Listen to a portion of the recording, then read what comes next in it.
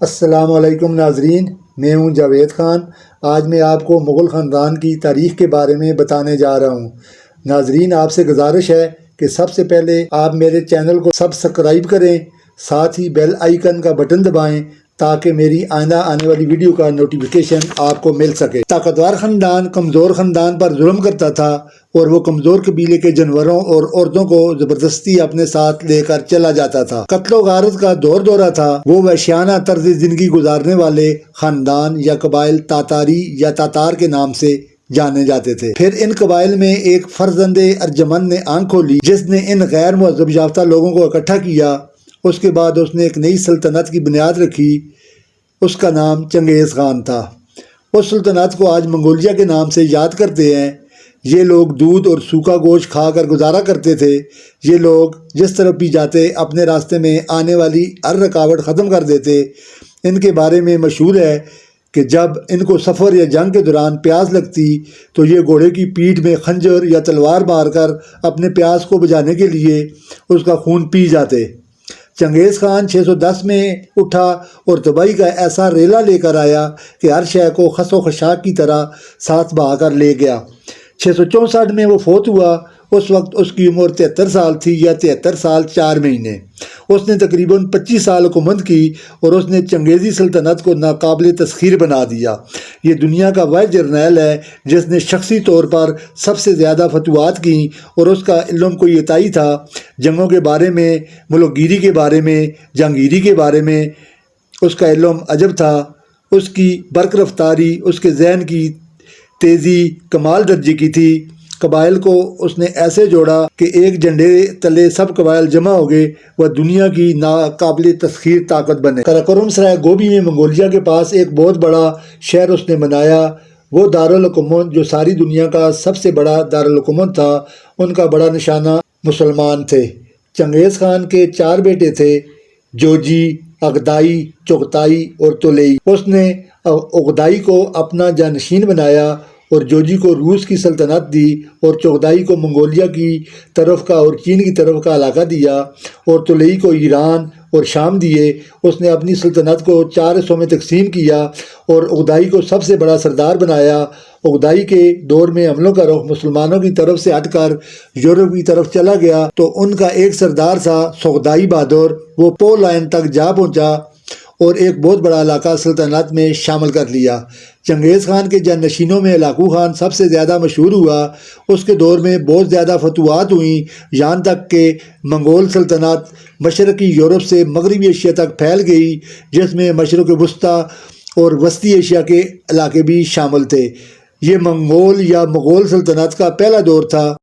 Hulagu Khan نے Baghdad کو طے و طے کر کے رکھ دیا۔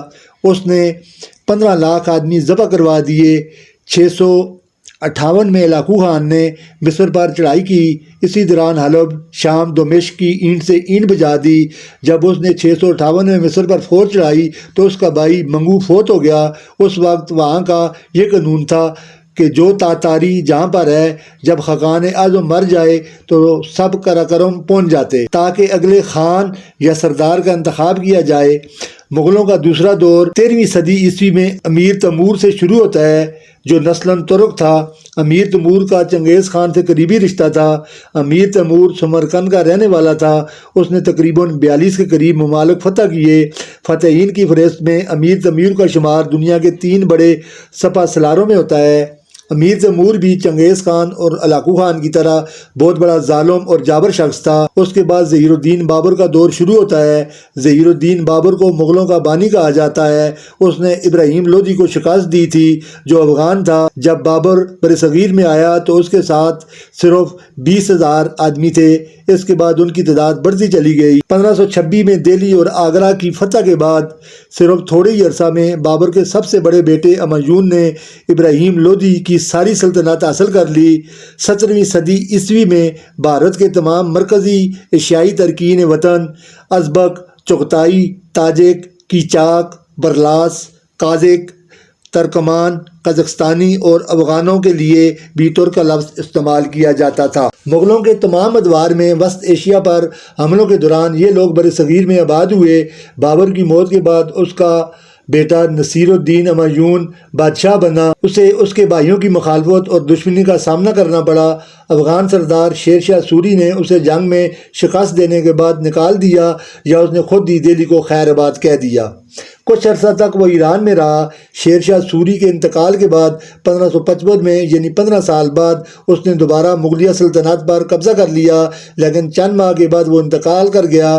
ہمایوں کے بعد جلال الدین اکبر بادشاہ بنا، جو اکبر اعظم کے نام سے جانا جاتا تھا۔ وہ یہ بات جان چکا تھا کہ کبھی اقلیت اکثریت پر حکومت نہیں کر سکتی، اس لیے اس نے ہندوؤں کو بہت زیادہ مراعات دینا شروع کر دیں اور ان کے ساتھ ازدواجی رشتوں میں منسلک ہوا۔ دین الہی کی وجہ سے اکبر مسلمان امراء اور بزرگان دین کی نظروں میں ایک ناپسندیدہ شخص قرار پایا۔ اس نے اپنے دربار میں 9 ایسے نوردن رکھے تھے جن میں ہر ایک اپنی جگہ با کمال تھا، جن میں ملا دو پیازا، بیربل، ابو فیض الفیضی اور راجہ مان سنگھ کے قصے آج بھی عوام میں بہت زیادہ مقبول ہیں۔ اکبر کے انتقال کے بعد اس کا بیٹا نور الدین جہانگیر بادشاہ بنا۔ اس کے بیٹے خسرو نے جہانگیر کے خلاف بغاوت کر دی۔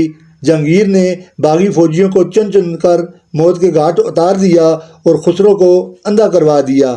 جہانگیر کے بعد شہزادہ خرم تخت پر بیٹھا، جو شاہجہان کے لقب سے مشہور ہوا۔ اس نے اپنی بیوی ممتاز بیگم مال کے نام پر تاج محل بنوایا۔ 1658 میں شاہجہان کی زندگی میں ہی تخت کے حصول کے لیے خونریز جنگیں ہوئیں، جن میں اورنگزیب نے فتح حاصل کی، جبکہ باقی تمام شہزادے مارے گئے۔ اورنگزیب نے اپنے باپ شاہجہان کو لال قلعے میں نظر بند کر دیا اور اپنی حکومت کا اعلان کر دیا۔ 24 ستمبر 1599 میں برطانیہ کے تاجروں نے مل کر ایک تجارتی کمپنی کی بنیاد رکھی، جس کو ایسٹ انڈیا کے نام سے جانا جاتا ہے۔ اس کمپنی کے وجود میں آنے کے بعد مغل بادشاہوں کا زوال شروع ہو گیا۔ 1857 میں جنگ آزادی کے بعد آخری مغل بادشاہ بہادر شاہ ظفر کو گرفتار کرنے کے بعد اور بعد میں ایک خود ساختہ عدالت کے ذریعے بہادر شاہ ظفر کو جنگ کا ذمہ دار ٹھہرایا گیا۔ بہادر شاہ ظفر نے اپنی زندگی کے آخری دن رنگون میں گزارے۔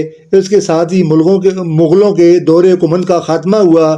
آج بھی بھارت، پورے پاکستان، بنگلہ دیش، نیپال اور افغانستان میں ایک بہت بڑی تعداد میں مغل رہائش پذیر ہیں۔ ایک اندازے کے مطابق مغل پاکستان کی سب سے بڑی قوم ہے۔ ناظرین، امید ہے کہ آپ کو میری یہ ویڈیو پسند آئے گی۔ ایک نئی ویڈیو کے ساتھ دوبارہ حاضر ہوں گا۔ اللہ نگہبان۔